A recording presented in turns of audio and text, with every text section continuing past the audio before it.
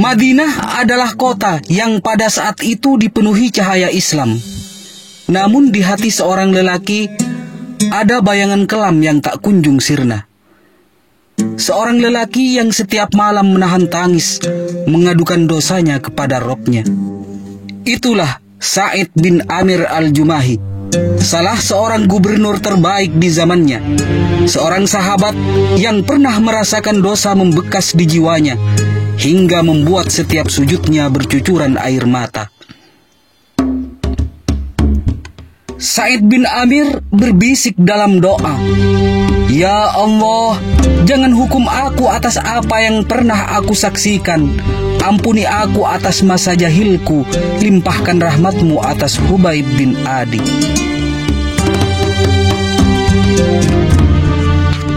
Kisah ini bukan tentang seorang pahlawan yang gemilang di mata dunia, tapi tentang seorang hamba yang menggenggam bara penyesalan lalu menyalakannya menjadi obor ketakwaan.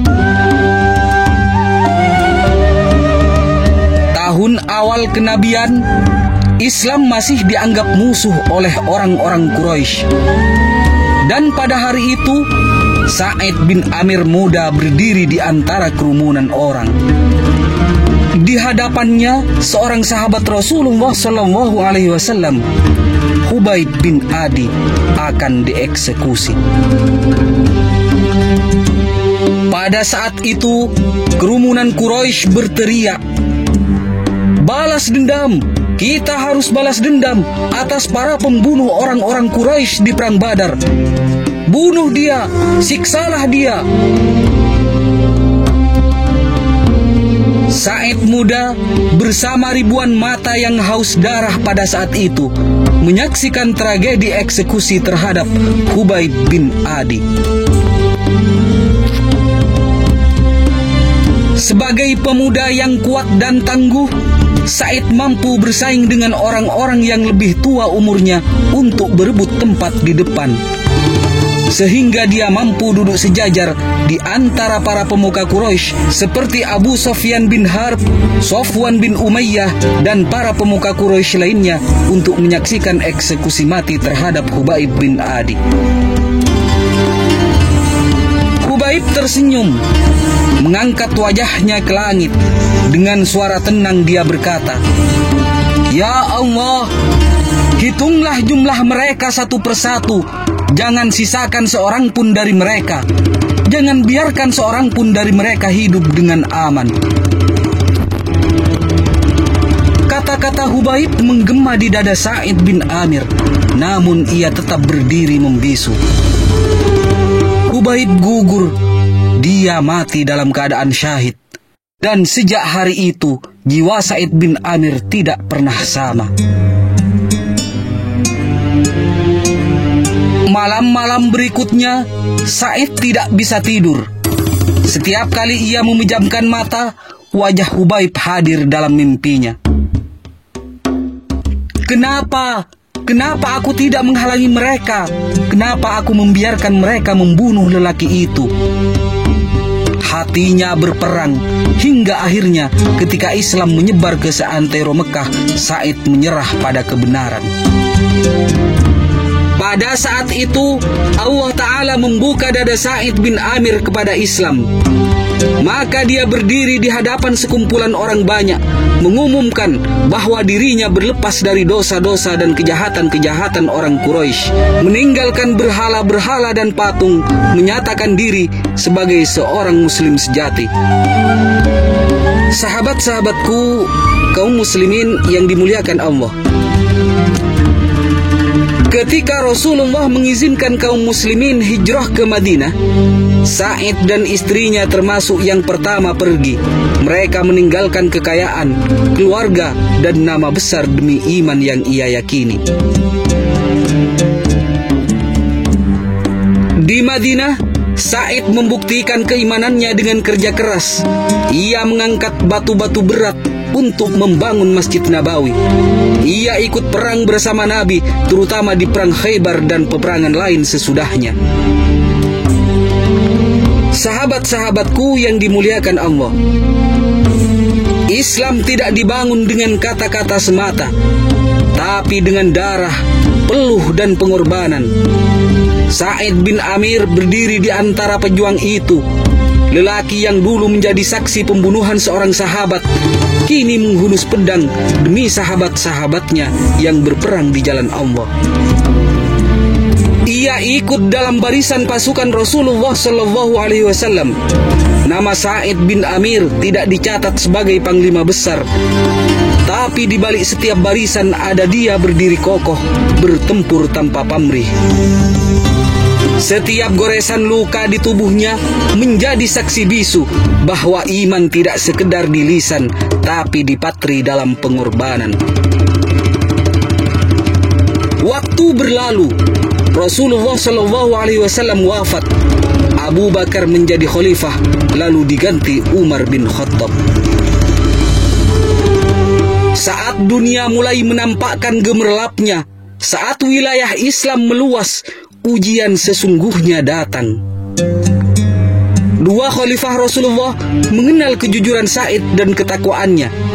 Keduanya mendengar nasihatnya dan mencamkan kata-katanya. Sa'id datang kepada Umar bin Khattab di awal kekhalifahannya. Dia berkata, "Wahai Umar, aku berpesan kepadamu agar kamu bertakwa kepada Allah dalam bermuamalah dengan sesama manusia, dan jangan takut kepada manusia dengan melakukan kemaksiatan kepada Allah. Janganlah kata-katamu menyelisihi perbuatanmu, karena kata-kata yang baik adalah yang dibenarkan oleh perbuatan. Wahai Umar, perhatikanlah orang-orang yang Allah Ta'ala telah menyerahkan perkara mereka kepadamu, baik mereka dari kalangan kaum muslimin yang dekat maupun yang jauh. Cintailah sesuatu yang bermanfaat untuk dirimu dan keluargamu. Bencilah sesuatu yang mereka benci. Yang kamu pun benci apabila hal itu terjadi kepada dirimu dan keluargamu. Hadapilah kesulitan-kesulitan untuk menuju pada kebenaran, dan jangan takut celaan orang-orang yang mencela ketika engkau berbuat ketaatan kepada Allah." Maka Umar menjawab, "Siapa yang mampu melakukannya, wahai Sa'id?" Sa'id berkata, "Hal itu bisa dilakukan oleh orang-orang sepertimu yang Allah Ta'ala serahi perkara umat Muhammad. Dan di antara dia dengan Allah tidak terdapat seorang pun." Saudara-saudaraku kaum muslimin yang dimuliakan Allah, Sa'id hidup dalam kefakiran. Bahkan ketika Umar bin Khattab menawarkan jabatan, ia menolak. Pada saat itu, Umar bin Khattab dan Sa'id bin Amir berada di dalam Masjid Nabawi. Umar menatap dan berkata kepada Sa'id, "Aku butuh orang sepertimu untuk mengurus rakyat, wahai Sa'id." Sa'id merendah, "Wahai Amirul Mukminin, janganlah engkau jerumuskan aku ke dalam fitnah dunia." Umar tersenyum lembut. "Ini amanah, bukan kenikmatan. Kau akan memimpin kaum yang memerlukan keteladanan." Atas desakan Umar dan demi agama, Sa'id akhirnya menerima, menjadi gubernur Hims di wilayah Syam. Berbeda dari para pejabat, Gubernur Sa'id tinggal di rumah kecil, tanpa penjaga, tanpa kemewahan. Setiap dinar yang diterimanya sebagai gaji dibagikan kepada fakir miskin. Ia dan istrinya sering berpuasa karena tak mampu membeli makanan. Hidup mereka nyaris seperti rakyat jelata, bahkan lebih miskin daripada yang mereka pimpin. Manusia sering menilai dari kulit luarnya. Mereka melihat pakaian seseorang, melihat tinggi pangkatnya, akan tetapi mereka tidak melihat hati yang tersembunyi. Mereka tidak melihat air mata di tengah malam. Mereka tidak melihat istighfar yang lirih di sela-sela sujud panjang. Sahabat-sahabatku yang dicintai Allah, tak lama lama setelah itu, Amirul Mukminin Umar bin Khattab didatangi oleh sejumlah orang terpercaya dari penduduk Hims. Umar berkata kepada mereka, "Tuliskan untukku nama-nama penduduk Hims yang hidup dalam kemiskinan, agar aku bisa membantu mereka." Mereka pun mencatat sejumlah nama dalam sebuah lembaran. Di antara daftar itu tercantum pula nama Fulan dan Fulan, Fulan binti Fulan, dan Sa'id bin Amir. Melihat itu, Umar bertanya, "Siapa Sa'id bin Amir ini?" Mereka menjawab, "Dia gubernur kami, wahai Amirul Mukminin." Umar terkejut dan bertanya lagi, "Gubernur kalian sendiri termasuk orang miskin?" Mereka berkata, "Benar, sudah lama di rumahnya tidak pernah terlihat asap dapur mengepul." Mendengar hal itu, Umar tidak mampu menahan haru. Air matanya mengalir deras membasahi jenggotnya.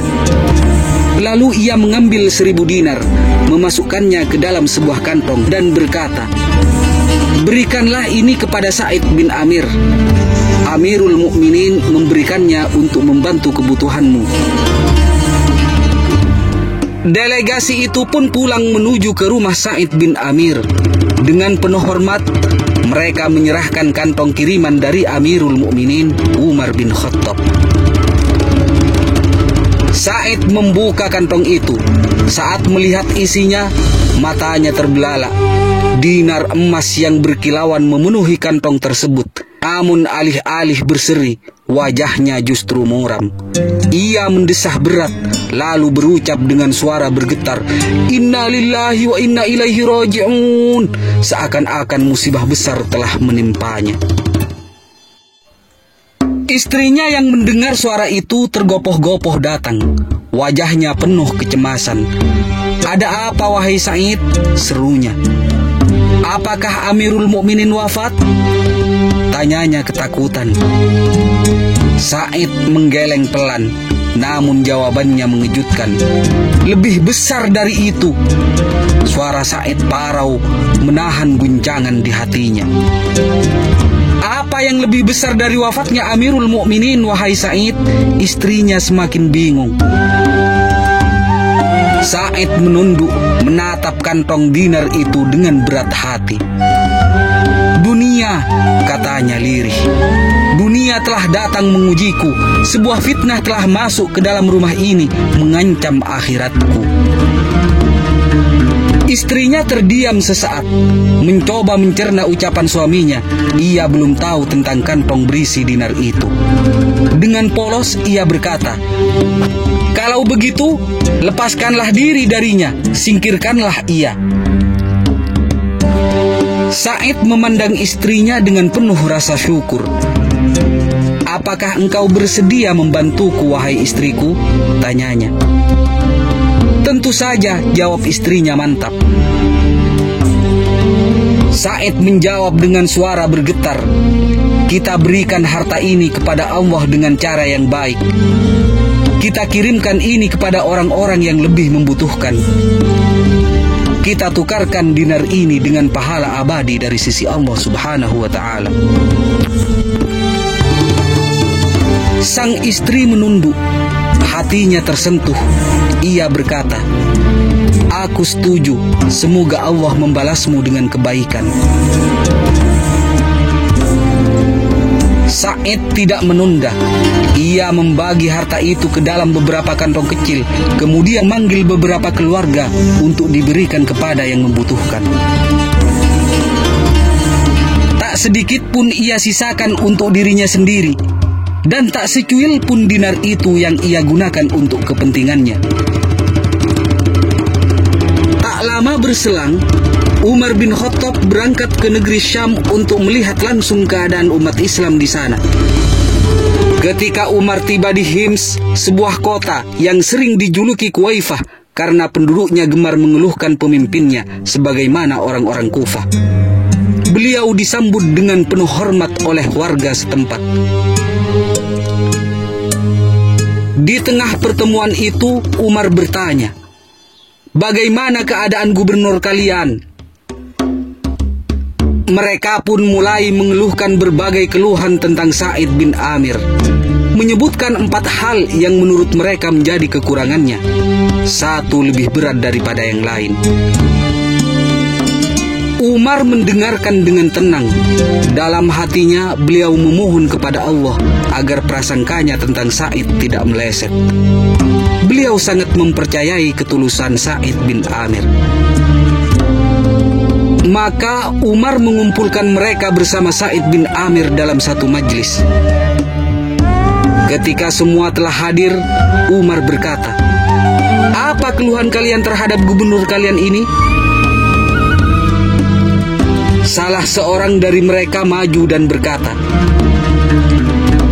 "Gubernur kami tidak keluar menemui kami, kecuali setelah matahari sudah tinggi." Umar menoleh ke arah Sa'id. "Bagaimana jawabanmu, wahai Sa'id?" Sa'id menunduk sesaat. Wajahnya tampak berat untuk berbicara, seolah tak ingin membuka aib dirinya sendiri. Namun karena harus menjelaskan, ia berkata dengan perlahan, "Demi Allah, aku sebenarnya enggan mengungkapkan ini. Tapi demi kejelasan, aku harus mengatakannya. Aku tidak memiliki pembantu di rumah. Setiap pagi, akulah yang menyiapkan adonan untuk keluargaku. Aku menunggu hingga adonan itu mengembang, lalu aku membuatkan roti untuk mereka. Setelah itu, barulah aku berwudu dan keluar menemui masyarakat." Umar berkata, "Lalu, apalagi yang kalian keluhkan?" Mereka menjawab, "Dia tidak menerima siapapun di malam hari, wahai Amirul Mukminin." Umar menoleh kepada Sa'id. "Bagaimana jawabanmu, wahai Sa'id?" Sa'id menunduk sesaat, lalu berkata dengan suara rendah, "Demi Allah, aku sungguh malu untuk mengatakannya. Aku telah memberikan waktu siangku untuk melayani mereka. Adapun malamku, aku serahkan seluruhnya kepada Allah yang menciptakan dunia ini." Umar mengangguk perlahan, lalu ia bertanya lagi, "Apalagi yang kalian keluhkan?" Mereka berkata, "Dalam sebulan, ada 1 hari di mana ia tidak keluar menemui kami." Umar kembali bertanya kepada Sa'id, "Apa penjelasanmu tentang ini, wahai Sa'id?" Dengan ketulusan yang terasa dari setiap kata-katanya, Sa'id menjawab, "Wahai Amirul Mukminin, aku tidak memiliki pelayan dan tidak memiliki pakaian lain selain yang melekat di tubuhku ini. Setiap sebulan sekali, aku harus mencucinya. Ketika itu, aku menunggu hingga pakaian itu kering. Barulah setelah itu, aku bisa keluar menemui masyarakat." Umar menundukkan kepala sejenak, lalu ia kembali bertanya, "Apalagi yang kalian keluhkan tentang dirinya?" Mereka menjawab, "Terkadang dia pingsan hingga tidak sadar dengan keadaan orang-orang yang ada di sekitarnya." Umar menatap Sa'id dengan penuh perhatian. "Bagaimana penjelasanmu tentang ini, wahai Sa'id?" Sa'id terdiam. Lalu dengan suara berat yang seakan keluar dari kedalaman hatinya, ia berkata, "Aku menyaksikan kematian Hubaib bin Adi saat aku masih dalam kekafiran. Aku melihat orang-orang Quraisy saat itu mencincang tubuh Hubaib sambil bertanya kepadanya, 'Apakah engkau ingin Muhammad berada di posisimu ini?' Lalu Hubaib menjawab, 'Demi Allah, aku tidak ingin bersama keluargaku dalam keadaan aman sementara Muhammad tertusuk oleh duri.' Demi Allah, lanjut Said, suaranya bergetar. Setiap kali aku teringat hari itu, hari di mana aku membiarkannya tanpa pertolongan, aku selalu diliputi rasa takut bahwa Allah tidak akan mengampuniku. Dan ketakutan itu sering membuatku jatuh tak sadarkan diri. Mendengar jawaban Said, air mata Umar bin Khattab mulai berlinang. Suaranya bergetar menahan haru. Lalu dia berkata, "Segala puji bagi Allah yang tidak mengecewakan prasangkaku terhadapmu." Kemudian Umar berdiri dan memuji Allah di hadapan orang-orang, lalu berkata, "Wahai penduduk Hims, demi Allah, aku tidak mengetahui seorang pun di antara kalian yang lebih utama dari lelaki ini." Setelah itu, Umar memberikan 1000 dinar kepada Said bin Amir. Ia berkata, "Gunakanlah ini untuk memenuhi kebutuhanmu, wahai Said. Segala puji bagi Allah yang telah mencukupkan kita dari pelayananmu." Said pun tidak meninggalkan majelisnya hingga ia membagi dinar itu ke dalam beberapa kantong kecil. Lalu ia berkata kepada salah satu anggota keluarganya, "Berikan ini kepada janda si Fulan, berikan ini kepada anak-anak yatim si Fulan, berikan ini kepada semua orang-orang miskin dari keluarga si Fulan." Said bin Amir membagikan seluruh dinar itu tanpa menyisakan sedikit pun untuk dirinya sendiri. Itulah Said bin Amir, seorang pemimpin yang menangis lebih banyak daripada tertawa, yang bertarung melawan hawa nafsunya lebih keras daripada bertarung di medan perang. Tak lama kemudian, setelah bertahun-tahun melayani umat dalam kesederhanaan, dalam kelaparan, dalam doa-doa panjang, Said bin Amir dipanggil oleh Robnya. Mereka baru sadar bahwa lelaki sederhana itu adalah bintang yang bersinar dalam diam. Said bin Amir tidak meninggalkan istana, tidak meninggalkan harta, tidak meninggalkan nama di syair-syair, tapi ia meninggalkan hati yang terpaut pada Allah dan nama harum di sisi para malaikat. Inilah kisah tentang air mata seorang gubernur yang menggetarkan langit lebih keras daripada sorakan manusia di bumi. Demikianlah kisah Said bin Amir. Semoga kita dapat mengambil hikmahnya. Assalamualaikum warahmatullahi wabarakatuh.